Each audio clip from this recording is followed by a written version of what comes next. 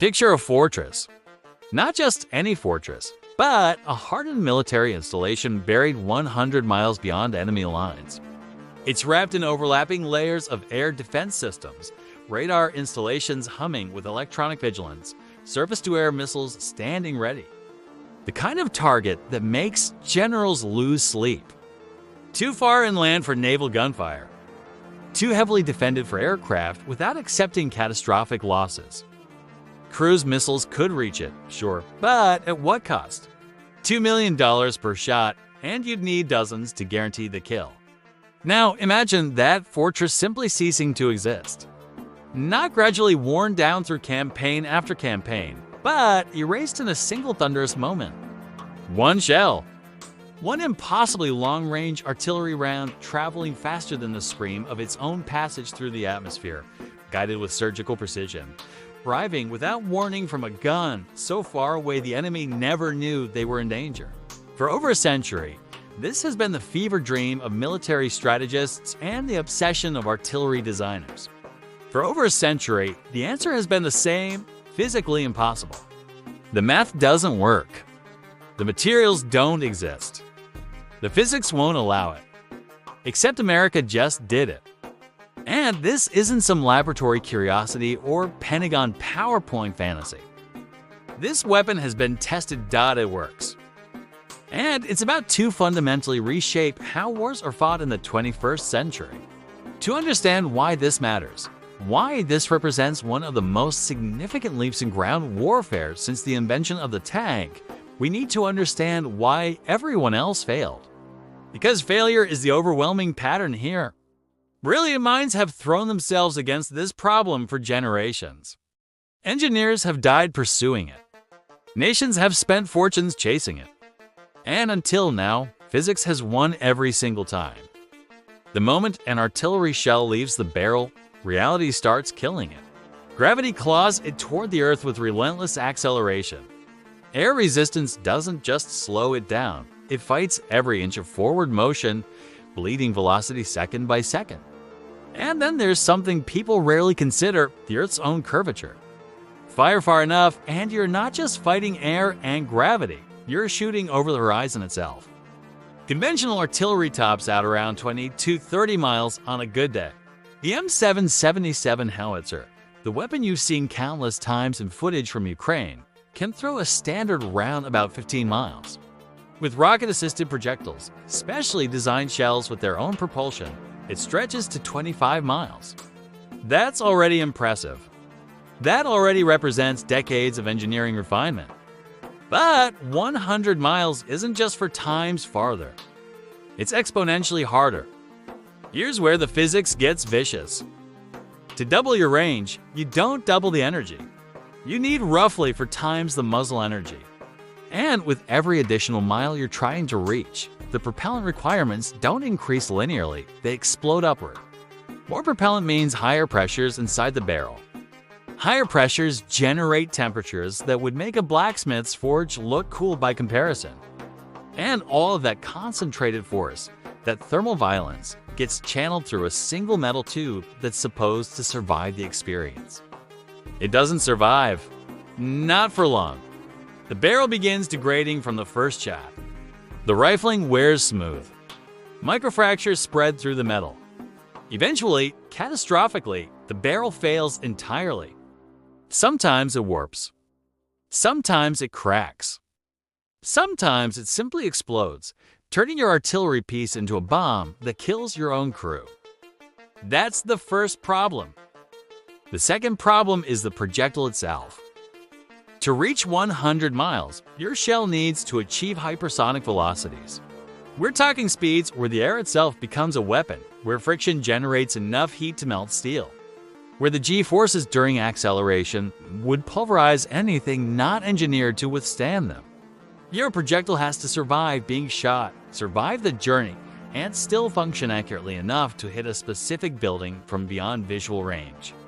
Oh, and that brings us to the third problem. You can't see your target. The curvature of the Earth limits line of sight to about 3 miles from ground level. You're shooting at something over the horizon, something you physically cannot observe directly. And you're expected to hit it with precision. The mathematical calculations involved become nightmarishly complex. You're not just accounting for distance and trajectory anymore. You're factoring in the Earth's rotation, atmospheric density at multiple altitudes, temperature variations, wind patterns that change every 1,000 feet of elevation, and the simple fact that your target might not be exactly where your intelligence said it was 5 minutes ago. These aren't engineering challenges. These are reasons why, for over a century, super long-range artillery was considered a dead end. But that didn't stop people from trying. During World War I, Germany unveiled something called the Paris gun. Mounted on a railroad car, this engineering monstrosity could fling shells roughly 75 miles into Paris from well within German-held territory. It was a propaganda weapon, a tool of intimidation designed to terrify French civilians by proving that nowhere was safe. And it did terrify them. The psychological impact was real. But calling it effective would be generous. Calling it accurate would be absurd. The Paris gun's barrel wore out so rapidly that German crews had to fire progressively larger shells to compensate for the expanding bore. They numbered each shell because they couldn't be used interchangeably. After just 65 rounds, the barrel was finished, completely unusable. And in all those shots, with all that expensive engineering and dangerous deployment, the gun killed fewer than 300 people total. You could barely call it a weapon. It was a very loud, very expensive way to make Parisians nervous. Fast forward to the 1980s, and the dream hadn't died. Saddam Hussein wanted his own supergun. More than wanted, he obsessed over it. And he had the money to chase that obsession. So he contracted Gerald Bull, a Canadian artillery designer who was, by all accounts, a legitimate genius. Bull wasn't a charlatan or a dreamer. He understood ballistics at a level few people ever have. If anyone could build a super gun, it was him. Project Babylon was supposed to achieve a range exceeding 600 miles. Some designs suggested it might even be capable of launching payloads into orbit. This wasn't just artillery anymore. This was approaching space launch capability. Construction began in Iraq, with a barrel 156 millimeters in diameter and components being manufactured across Europe. Then, in 1990, Gerald Bull was murdered outside his Brussels apartment. 5 bullets to the head. Professional execution. The investigation led nowhere officially, though speculation immediately centered on Mossad. Bull's work for Saddam had made him a threat to Israeli security. Whether Israeli intelligence actually pulled the trigger has never been confirmed, but Bull was dead and Project Babylon died with him. The components were scattered. The dream, once again, collapsed. The Soviets experimented with their own approaches during the Cold War. Nuclear-powered artillery systems. Electromagnetic railguns that used magnetic fields instead of explosives to accelerate projectiles. Exotic propellants. Advanced metallurgy. They threw resources and brilliant minds at the problem because they understood the strategic value. An artillery piece that could strike deep into NATO territory without requiring aircraft or missiles would fundamentally change the European military balance. Nothing worked. Everything failed for the same interconnected reasons. Barrels couldn't handle the stress. Projectiles disintegrated under the forces involved. Targeting systems couldn't compensate for all the variables. By the year 2000, the consensus among military planners worldwide was clear: forget super long-range artillery. If you need to hit something 100 miles away, you use missiles or aircraft. The era of artillery as a strategic weapon was over. It would remain a tactical support arm, important but never decisive. The United States Army apparently didn't get that memo. In 2020, with remarkably little fanfare, the Army announced development of something called the Strategic Long-Range Cannon. The SLRC, even the name suggested ambition that bordered on arrogance. Not tactical. Not operational. Strategic. This was artillery being repositioned as a theater-level asset, something that could influence entire campaigns. Then in December 2023, they tested it. Details remain classified, but reports indicate the system exceeded the 100-mile threshold. Some estimates suggest it reached 125 miles. And apparently, it did so accurately. The foundation is something called the XM1-99 Extended Range Cannon Artillery, which evolved from the M109 Paladin self-propelled howitzer. But describing the SLRC as an improved Paladin is like calling a Formula One car an upgraded bicycle. Superficially, they share a category. Functionally, they exist in different universes. So, how did America solve a problem that defeated everyone else? How did they overcome physics that hasn't changed since the Paris gun? They didn't overcome the physics. They worked with it, manipulating every variable through technology that simply didn't exist 2 decades ago. This isn't one breakthrough. It's a dozen breakthroughs perfectly synchronized. Start with the projectiles. These aren't dumb chunks of metal following a ballistic arc. The Army is deploying rocket-assisted projectiles, essentially artillery shells with small rocket motors built into their base. The shell gets launched conventionally through explosive force in the barrel, achieving tremendous initial velocity. Then, well into its flight path after air resistance has begun bleeding away speed, the rocket motor ignites. Suddenly, the shell isn't just coasting on momentum anymore. It's actively accelerating again, extending range dramatically. Think of it as a 2-stage rocket where the first stage happens to be a cannon barrel. The shell survives the initial launch forces, then provides its own propulsion when it matters most. But even rocket assistance requires absurd initial velocity. You still need that first stage to work, and that means generating energy levels that would have been impossible with older propellant technology. This is where modular artillery charges revolutionize everything. These aren't your grandfather's gunpowder bags. We're talking about highly engineered propellant modules that can be configured in different combinations for optimized performance. Need more range? Add another module. Need less? Remove one.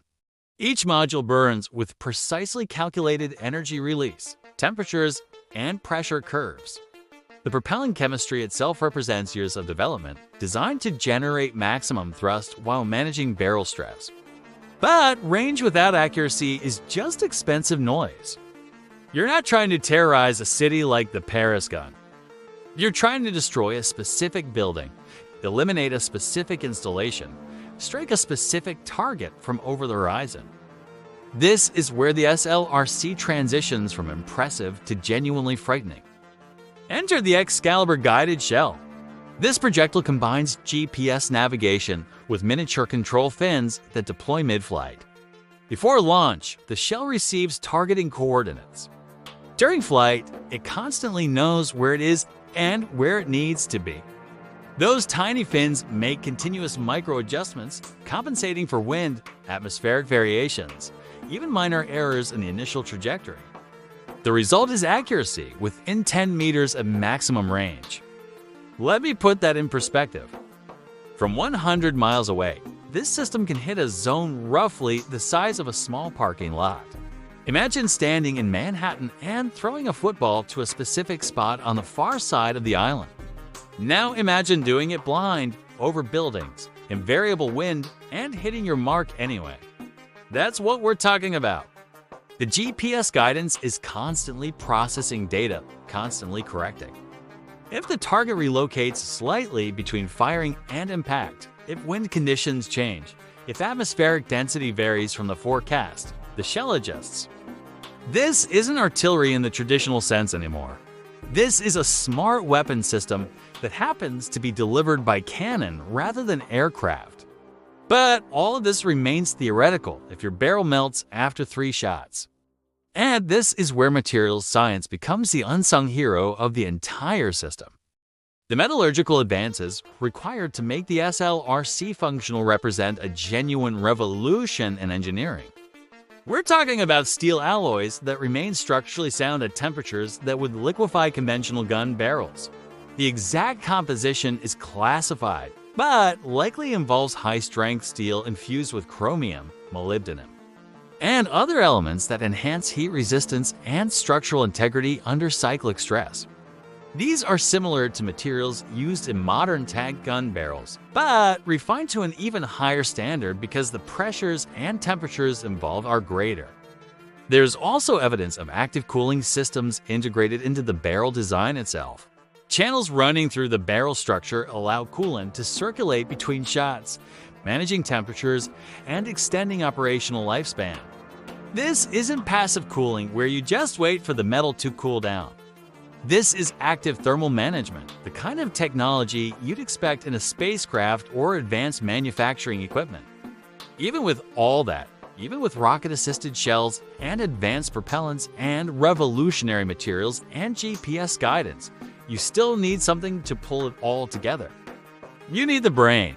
Modern fire control computers are performing calculations that would have required rooms full of mathematicians during World War II. They're accounting for Earth's curvature, atmospheric density at multiple altitudes, temperature gradients, wind patterns at different elevations, the Coriolis effect created by Earth's rotation, even the barrel wear patterns from previous shots because that affects how the next shell will behave.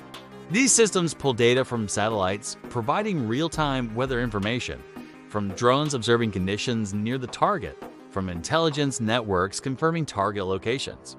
All of that information flows into computational models that spit out firing solutions accurate enough to thread a shell through a window from over the horizon. And when I say over the horizon, I mean genuinely beyond line of sight. The crew firing this weapon cannot see their target. They're shooting at coordinates, trusting mathematics and technology to bridge the gap between intention and impact. So, what does a 100-mile gun actually mean on a battlefield? What changes when this technology becomes operational? Everything changes right now. Both China and Russia are heavily invested in what military planners call anti-access area denial, or A2AD. The concept is brutally simple and devastatingly effective. You create nested layers of long-range missiles, air defense systems, radar networks, and electronic warfare capabilities so dangerous that enemy forces cannot safely operate within that zone. You make it suicidal to approach. China has been building this capability aggressively throughout the South China Sea. Those artificial islands you've seen in news reports aren't just territorial claims. They're unsinkable aircraft carriers bristling with missiles and air defense systems. They create zones where American carriers cannot safely operate, where American aircraft face lethal threat environments, where power projection becomes prohibitively risky. The strategic calculation has been clear: control these fortified positions, and you control vast expanses of ocean. Force the Americans to operate from distances where their conventional weapons can't reach, and you've effectively denied them the ability to intervene. The SLRC flips that calculation entirely. Suddenly, those fortified islands aren't safe anymore. Suddenly, the United States can position artillery on friendly territory or board amphibious assault ships and reach targets that were previously secure. The Chinese defenses can neither see the threat coming nor respond effectively with their own artillery. Their missiles could potentially reach back, but counter-battery fire at 100 miles requires finding the target first, and a mobile artillery system can shoot and relocate before return fire arrives. In the Pacific Theater specifically, this is a revolution. Distance has always been America's greatest challenge in this region. Islands scattered across thousands of miles of ocean create logistics nightmares and make mutual support between positions difficult. But with the SLRC, a single artillery battery can potentially provide fire support across an entire island chain. Areas that required multiple installations for coverage can now be defended from fewer positions.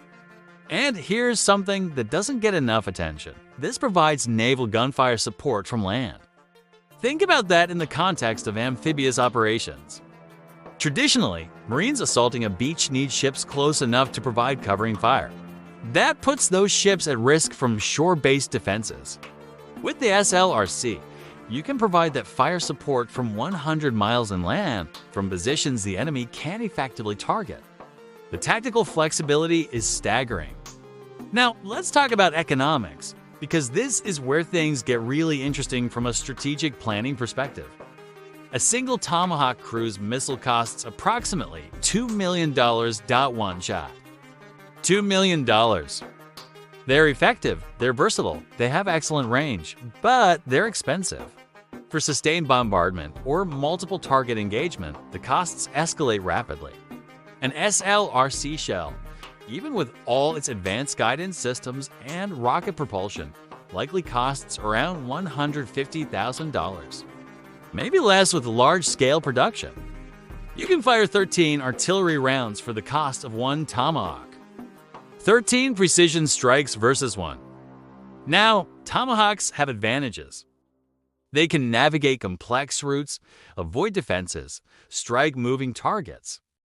They're not obsolete. But for hitting stationary installations or conducting sustained bombardment, artillery suddenly becomes the economically rational choice. You can afford to shoot more, which means you can destroy more, which means you can influence larger areas of the battlefield. Compare this to the HIMARS system that's proven so effective in Ukraine. HIMARS has a range of about 50 miles with standard rockets and can reach 90 miles with ATACMS missiles. But those ATACMS cost close to $1 million each, and HIMARS can only carry one or two before requiring reload.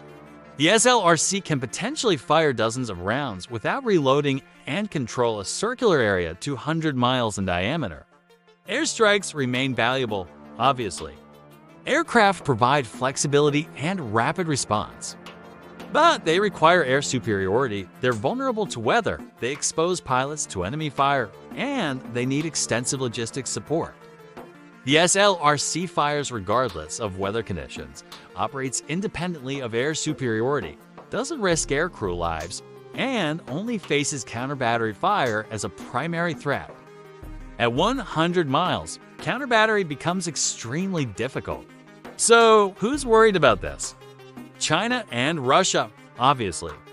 This technology threatens to render obsolete billions of dollars of investment in aid to AD infrastructure.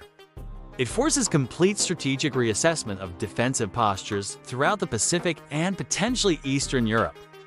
The Russians are reportedly scrambling to develop their own super long-range systems, though they appear to be years behind. The Chinese are undoubtedly allocating resources to parallel development. What we're witnessing is the beginning of a new artillery race, reminiscent of the missile races during the Cold War. Nations are competing to reach farther, strike more accurately, and do it more affordably than their adversaries. Right now, America is leading that race decisively. But what comes next? Where does this technology go from here? The Army's current plan involves full integration into something called the Integrated Air and Missile Defense Battle Command System. Yes, IBCS. Try saying that 3 times fast. What it means is that the SLRC won't operate in isolation. It'll be networked with satellites, drones, F-35 fighters, ground sensors, everything on the battlefield.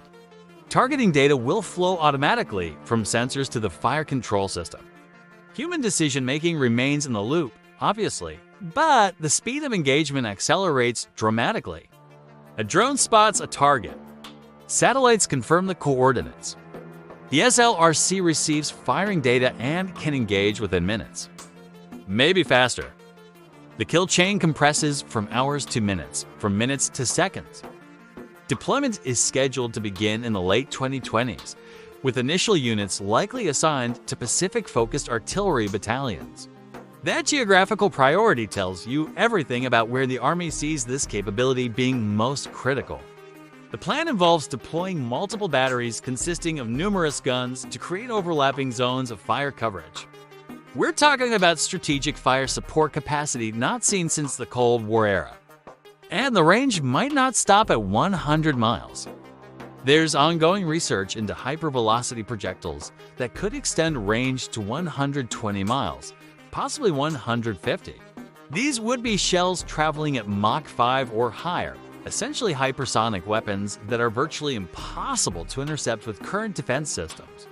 Early conceptual work explores scramjet-enabled artillery shells, which would essentially be miniature hypersonic missiles. That's probably decades away from practical deployment, but the fact that it's being studied tells you the trajectory of this technology. But we need to be clear about limitations. They're considerable. This isn't a rapid-fire weapon. The SLRC likely fires 2, maybe 3 rounds per minute maximum. That rate depends on cooling intervals for the barrel and the time required for the fire control system to generate the next firing solution. You're not replicating World War I bombardments where thousands of shells saturated target areas. This is precision engagement, not area saturation. Barrel life remains a critical constraint. Even with advanced metallurgy and active cooling, the stresses involved mean barrels wear out faster than conventional artillery. Estimates suggest 400 to 600 full-power shots before barrel replacement becomes necessary. That's a significant logistics and cost burden. Each system probably costs $10 to $15 million, not including ammunition. That's reasonable compared to missile systems, but expensive enough that mass production in the thousands isn't realistic. And despite the 100-mile standoff, the SLRC isn't invulnerable. Advanced counter-battery radar can track projectiles back to their origin point, and long-range missiles could potentially strike back. The system requires robust air defense protection and likely needs shoot-and-scoot capability despite its size and weight. Fire a salvo, relocate before counterfire arrives. But the larger strategic picture is what matters here. The SLRC is designed to operate within the Army's multi-domain operations doctrine, where all sensors connect to all shooters across all domains. Space assets detect the target. Cyber and electronic warfare degrade enemy responses. The SLRC delivers kinetic effects. Conventional forces exploit the results. Everything synchronized, everything networked. This represents a fundamental philosophical shift in how ground warfare is conceived. Artillery has always been essential, always respected, but never truly decisive on its own. It was the supporting arm, the one that made other operations possible but couldn't win alone. The SLRC positions artillery as potentially war-winning again, as a strategic asset that shapes campaigns rather than just supporting them.